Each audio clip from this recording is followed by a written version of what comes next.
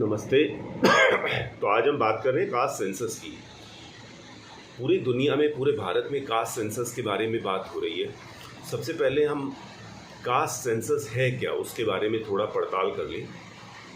Caste census मतलब भारत में जितनी भी जातियां हैं उनकी गणना, उसको बोलते हैं कास्ट सेंसस।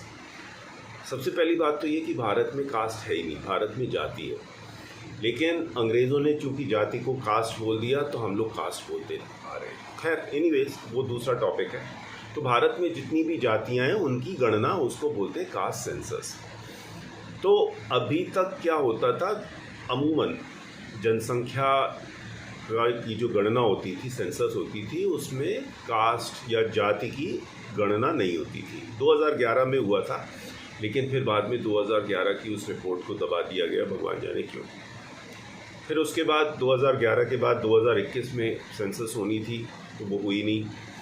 अब जब भी होगी सेंसस तो ये बोल रहे हैं कि उसमें कास्ट सेंसस होगी। तो कास्ट सेंसस जो हो रही है उसमें इतना हाई तौबा क्यों? सबसे पहले हम इस चीज़ के बारे में पड़ताल कर लें।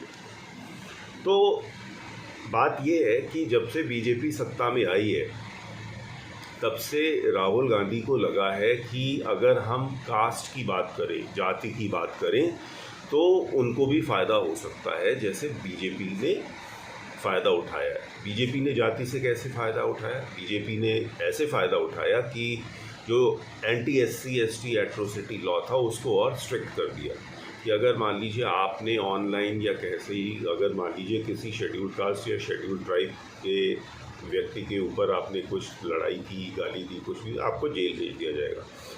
तो इससे बीजेपी को लगा कि हमको SCs और STs का बहुत वोट मिलेगा।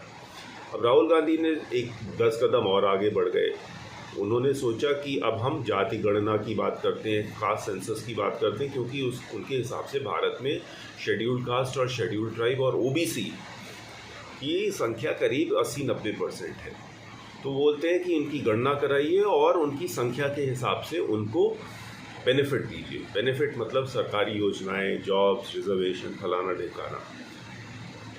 तो अगर ये हो जाता है तो फिर राहुल गांधी सत्ता में आ जाएंगे। तो अभी तक बीजेपी इस चीज़ के ऊपर अपना हाथ नहीं बढ़ा रही थी। लेकिन अब देखा कि भाई बिहार में अब चुनाव आने वाले हैं और बिहार में इनकी हालत पतली है NDA की, तो इन्होंने सोचा चलो कास्ट सेंसस की बात करते हैं। तो इन्होंने कहा हाँ जी, कास्ट सेंसस हम कराएंगे।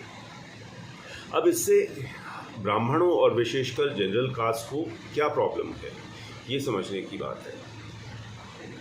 देखिए, सबसे बड़ी प्रॉब्लम तो ये है कि वो अपनी रिपोर्ट में ये दर्शाएंगे, कास्ट सेंसस वाले अपनी रिपोर्ट में ये दर्शाएंगे कि भारत की अधिकतर आबादी जो है वो OBC, शेड्यूल्ड कास्ट और शेड्यूल्ड ट्राइब की है। हम तो हर एक सेंसस वाले के साथ में जाएंगे नहीं ना, हमको तो मालूम नहीं है कि एक्चुअल क्या है, वो ऐसे केस प्रेजेंट करेंगे।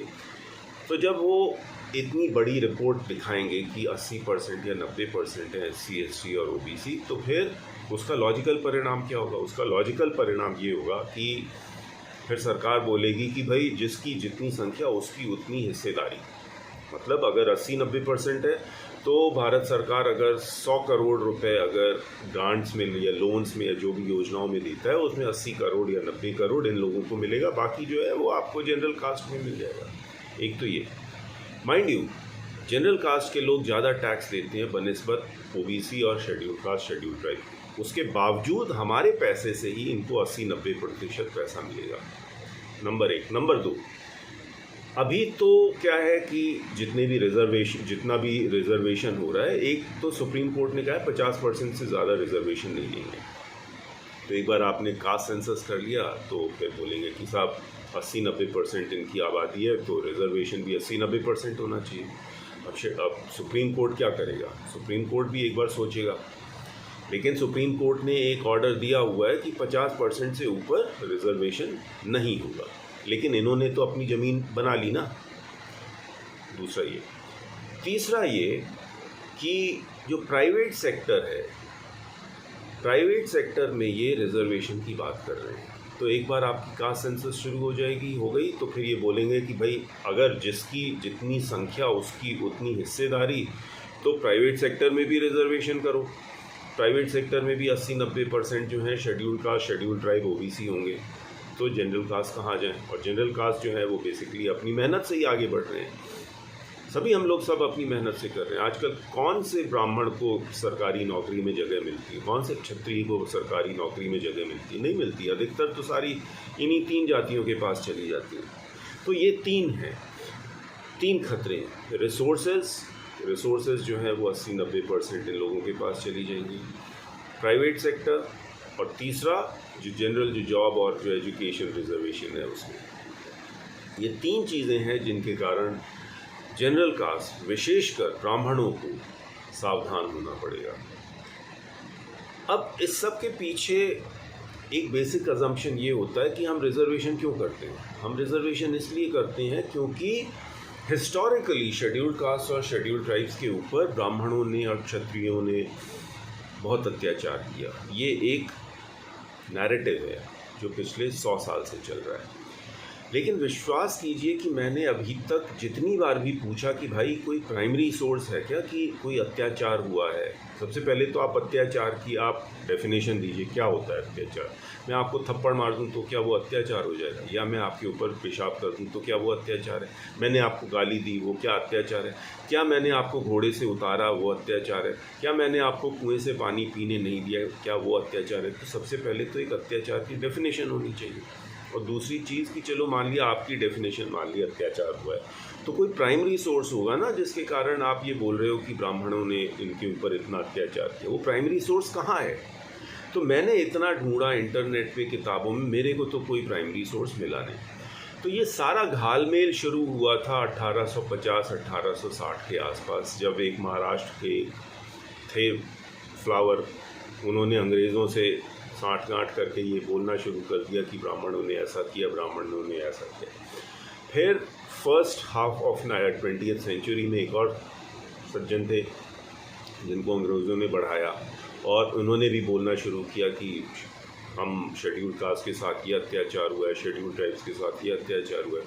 बता नहीं पाए कि क्या प्राइमरी सोर्स है, कोई प्राइमरी सोर्स नहीं बताता। लेकिन चूँकि हम लोग शांत थे, हम ब्राह्मण लोग चुप थे, हमको हिंदू एकता की पड़ी हुई थी, हमको राष्ट्र की एकता के बारे में पड़ी हुई थी, इसलिए हम चुप रहे। और इन पिछले 70-80 सालों में ये नेताओं ने और इन सब लोगों ने मिलकर एक ऐसा हवा बना दिया है कि साहब शेड्यूल कास्ट और शेड्यूल ट्राइब्स के ऊपर बहुत अत्याचार हुआ है, इनके ऊपर अभी तक जो रिजर्वेशन जो हो रहा है उससे इनको कोई फ़ायदा नहीं हुआ, इसलिए और रिजर्वेशन बढ़ाओ। अब इसलिए और रिजर्वेशन बढ़ाना है तो आपको जस्टिफाई करना है कि साहब इनकी संख्या बहुत ज़्यादा है, तो आप कास्ट सेंसस कीजिए। जब कास्ट सेंसस करेंगे तो फिर ये अब सुप्रीम कोर्ट ने तो ऑर्डर दिया हुआ है कि 50% से ऊपर रिजर्वेशन नहीं होगा। क्या करेंगे अगली बार ये करेंगे कि सुप्रीम कोर्ट में किसी प्रकार से कॉलेजियम सिस्टम को ख़त्म कर देंगे, वो NJAC को फिर से लाएंगे, national judicial accountability bill. Supreme court में जो करप्शन है उसका आधार बनाकर ये NJAC नाम का कोई बिल फिर से लाएंगे और बोलेंगे कॉलेजियम ख़त्म करो। कॉलेजियम ख़त्म हो जाएगा तो फिर ये अपने चुने हुए जजेस को, जो शेड्यूल कास्ट, शेड्यूल ट्राइब हैं या जो संघ के जो विचारधारा वाले हैं, उनको ये फिर सुप्रीम कोर्ट में डालेंगे और उनसे फिर ये फैसला लिखवाएंगे कि नहीं भाई रिजर्वेशन 70% कर दो, 80% कर दो। फिर आप क्या करेंगे? फिर आप कुछ नहीं कर सकते। आज तो सुप्रीम कोर्ट आपकी ढाल बना हुआ है, लेकिन कल को वो ढाल भी अगर ख़त्म हो गई तो आप कहीं के नहीं रहेंगे। आप ये सोच रहे हैं कि आप अपने बच्चों को बाहर भेज देंगे, लेकिन बाहर तो नौकरी नहीं है। अमेरिका में की अर्थव्यवस्था 0.3% डिक्लाइन हुई है, वहाँ कहाँ है नौकरी? नहीं हो रही। भारत में भी नौकरी नहीं, क्या करेंगे आप? फिर आपको आत्महत्या करना पड़ेगा, क्या करेंगे आप? तो ये सब है, और इसलिए कास्ट सेंसस का हमको जम के विरोध करना है। और अगर आप कास्ट सिस्टम का विरोध नहीं कर सकते, इतना करिए कि जब आपके घर में कोई कास्ट वाला कोई ये सेंसस कमिश्नर आए, वो जब आप गिनती ले, आप उससे बोलो कि साहब अगर मेरे 2 बच्चे हैं तो आप बताइए मेरे 10 बच्चे, तो कम से कम आपकी संख्या बढ़ जाएगी। जब आपकी संख्या बढ़ेगी तो इनके होश में आएगा कि हाँ भाई ब्राह्मण या जो जनरल कास्ट है इतने कम नहीं है जितने बता रहे हैं। अगर 30-35% भी बढ़ जाते हैं बहुत बड़ी बात है। यही चीज़ दूसरे रिलीजन वाले भी करते हैं, तो अगर हम कर रहे हैं तो गलत बात नहीं है।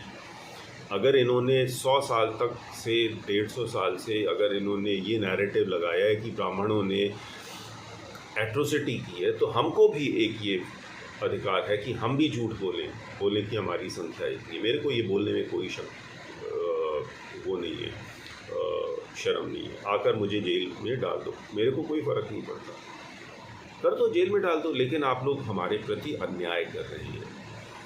अगर कोई ब्राह्मण अगर किसी भी जाति के किसी भी लड़के को या लड़की को मारता है, आप उसको जेल डालो, बिल्कुल डालो, हाँ मना कर, लेकिन आप पूरी जाति को अगर आप गलत बोल रहे हो तो यहाँ पे ये मेरे को प्रॉब्लम, ये चीज़ है। तो कृपया इस वीडियो को अगर आप पसंद करते हैं तो आप शेयर कीजिए और मेरे चैनल को सब्सक्राइब कीजिए। मैं ज़्यादा एडिटिंग तो नहीं करता, जो भी बात करता हूँ अपने दिल से बात करता हूँ। And I hope you like this. Thank you.